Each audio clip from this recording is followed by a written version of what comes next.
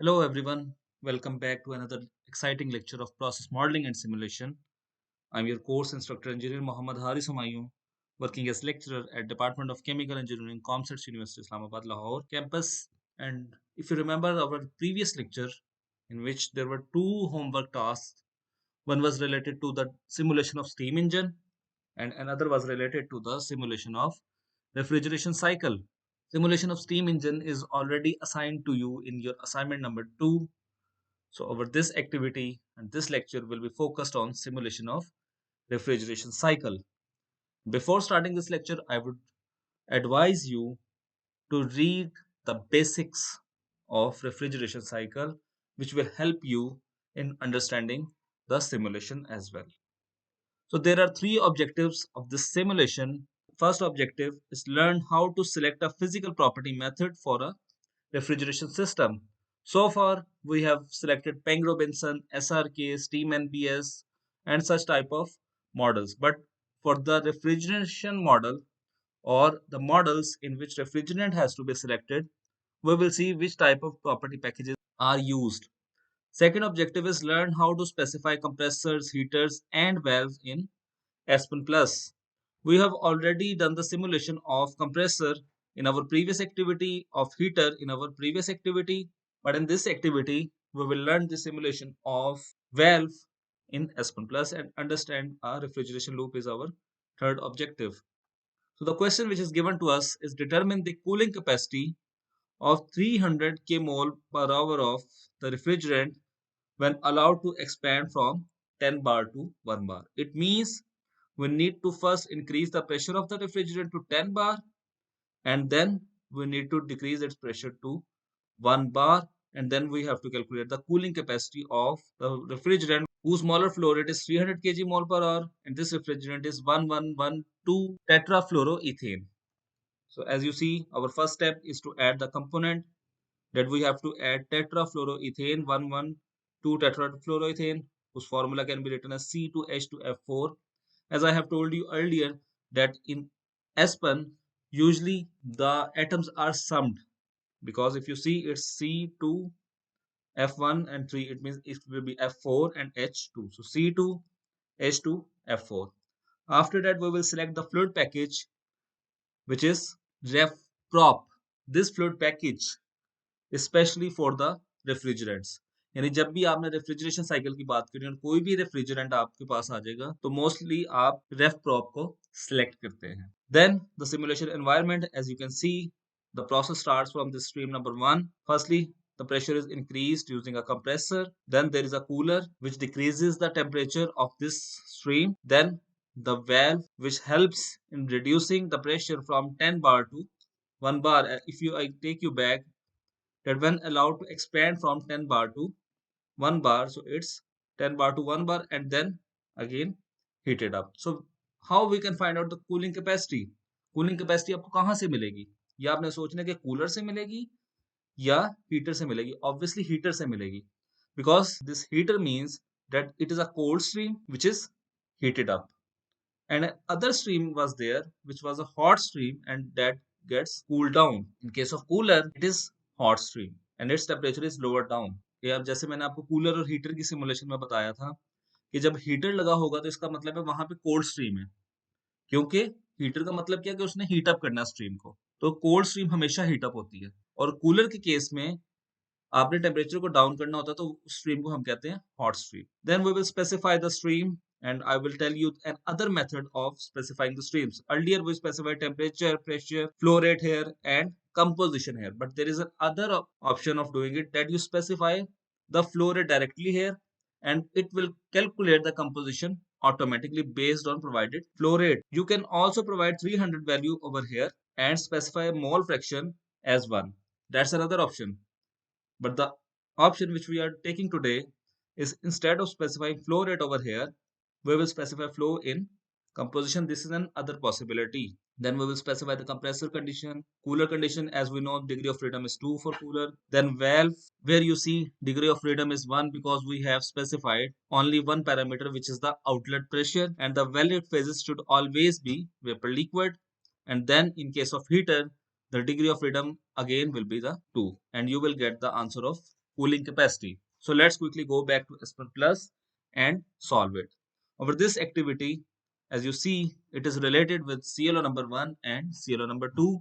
And I have specified that component and fluid package addition is related with CLO number 1. The simulation environment is related with CLO number 2, which is the simulation of equipment in Aspen Plus or using any other simulation software, and then specifying stream, compressor, cooler, valve and heater conditions is related with CLO number 2. So what we will do, we can either specify in component ID or we can specify in component name or we can use alias as well. So I will use alias today C2F4H2 or C2H2F4, and you see it's 1112 tetrafluoroethane, and you can even name it as TETFE. It's up to you. I have used my own nomenclature and have made a difference from the slides, and click next. And in chemical system you can find this ref prop. This is used for the refrigerants.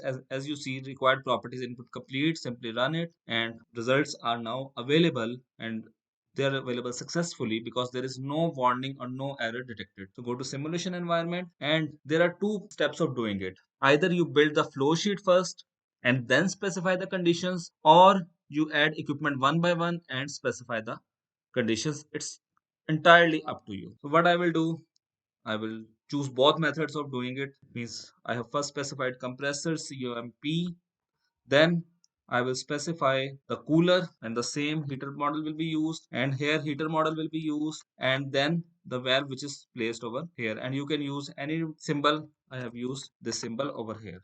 And then you will do the connections that stream number 1, which is the refrigerant stream, is entering the compressor. Its pressure is increased to 10 bar, then it is passed through a cooler which helps in reducing the temperature of the stream. Then it is passed through a valve where pressure is reduced from 10 bar to 1 bar.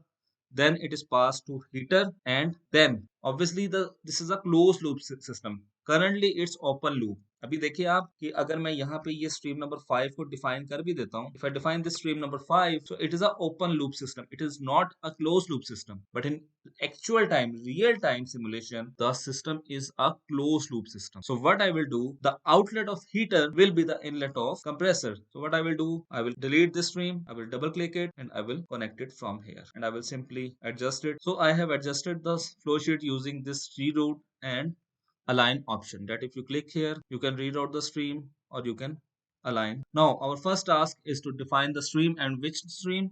This number 1. That is why I have labeled as number 1, because the loop starts from here, from the number 1, that it is at 25 degrees centigrade, 1 bar, and there are two options. Either you can specify mole flow over here and specify the mole fraction, that you can do it 300 kg mole per hour and mole fraction as 1. This is one way of doing it. Another way of doing it, that you do not specify the mole flow over here, and instead of specifying mole fraction you specify the mole flow over here, which is 300 kg mole per hour, and you see this tick button is active with these three specifications. Actually Aspen is calculating the composition at the back end. So if there are two components and you specify 50-50, it will automatically calculate it as 0.5 mole fraction or mass fraction, whatever flow type have you specified. After that you select compressor, and in type you select isentropic. Discharge pressure will be 10 bar. We haven't specified any efficiency value, so it will remain as it is. And then go to cooler and specify the two conditions which are given to us, that the outlet temperature is 30 degrees centigrade, and this 0 doesn't mean 0 bar at the outlet. It means that the pressure at the inlet will be the pressure at the outlet. After that, go to valve, specify outlet pressure as 1, as degree of freedom is only 1, and as you see there are three types of calculation involved. Adiabatic flash for specified outlet pressure, obviously it's a pressure changer. You can even design it or you can even rate it, but our this activity is related with the pressure changer only. After that, go to heater and specify the conditions as 25 degrees centigrade and 1 bar. This condition, the heater condition, should be the same as that of this stream condition. If there are difference in these conditions, Aspen will definitely issue some warning or some error to you. After that, run, and after calculating you see results are available. And if you want to see the results of overall system, what you do, आप देखना चाहते हैं कि हर एक stream का result कहाँ से आपको मिलेगा, ये बजाय आप सिंपल एक स्ट्रीम पे क्लिक करते जाएं। There are two ways of doing it. Results पे आप चले जाएं नंबर 1 की, और यहाँ से आप नंबर 2, नंबर 3 एंड नंबर 4 ये रिजल्ट्स को आप ऑब्टेन करते जाएं। ठीक है, as you can see that the stream number 1 was at 25 degree centigrade and 1 bar. Its pressure was increased to 10 bar and the temperature increased to 123 degree centigrade. Then it was sent to the cooler where its temperature was decreased to 30 degrees centigrade while the pressure remains the same, and then the temperature was reduced to minus 26 by reducing the pressure from 10 bar to 1 bar in valve. And you can see you can use this option as well, that from heater to compressor, from compressor to cooler, from cooler to valve, and from valve to heater. And then this stream, which is at minus 26 degree centigrade, is sent to the heater, which is the stream number 1, where its temperature is increased to 25 degree centigrade. So if you want to know the cooling capacity, what you will do, you will right click on heater and go to results, and you can see this heat duty, which is in calories per second, or you can convert it to kilowatt. This value is cooling capacity of this refrigeration cycle. And if you're still confused, I would suggest you to read the basics of it, because heater में क्या हो रहा है, heater में आप के पास ये cold stream है जिसका टेम्परेचर इंक्रीज हो रहा है, और इसका मतलब है कि अगर मैं यहाँ पे एक हीट एक्सचेंजर लगाता हूँ, क्योंकि ऑब्वियसली हीट एक्सचेंजर ही लगा होता है, वहां पे एक स्ट्रीम चल रही होती है, तो यहाँ पे जो दूसरी स्ट्रीम आएगी वो कौन सी होगी, वो हॉट स्ट्रीम होगी, जो कूल डाउन होके जिसका टेम्परेचर कम होके जा, तो कूलिंग कैपेसिटी इस पूरे सिस्टम की यहाँ पे लाई करेगी। If you want to check the results, because now in current case मैंने क्या किया, मैंने एक एक वैल्यू को ओपन किया, बट अगर आप ओवरऑल स्ट्रीम समरी रिजल्ट्स को देखना चाहते हैं, क्योंकि अगर आपके पास 100 स्ट्रीम्स हो तो आप ये नहीं कर सकते कि आप 1 2 3 4 5 करते करते तो बहुत टाइम लग जाएगा। तो आप क्या करेंगे, सिंपल पहले इधर क्लिक करना है आपने, किसी इक्विपमेंट पे क्लिक नहीं करना, then go to all, and you in all you can see the results are also available. The obviously single component is involved, so mole fraction will be same and mass flow, mole flow will be same. So that's how you simulate a refrigeration cycle in Aspen Plus. This is a one way of doing it. Another way of doing it, that you simply add the equipment. For example, you have added the compressor which is C1, and then you give its connections. This is obviously it will be 1 1. You cannot use the same nomenclature, the nomenclature cannot be repeated, and this will be 2 2. And after that you specify the conditions, that it's a 25 degree centigrade, 1 bar, 300 kg mole per hour, and after that specify the compressor conditions at 10 bar, and in the similar fashion you see this run button is now active. The whole stream, the whole flow sheet should be converged after specifying the conditions. ये सारी ये जो flow sheet है, अभी देखें जब तक मैंने कंप्रेसर की शीट पे उसका आंसर नहीं दिया था, उसका प्रेशर नहीं दिया था, रन बटन एक्टिव नहीं हुआ था। So run it and you can see you will get the answer of 2 2, and the answer will be the same as the answer of 2 here. You can check it.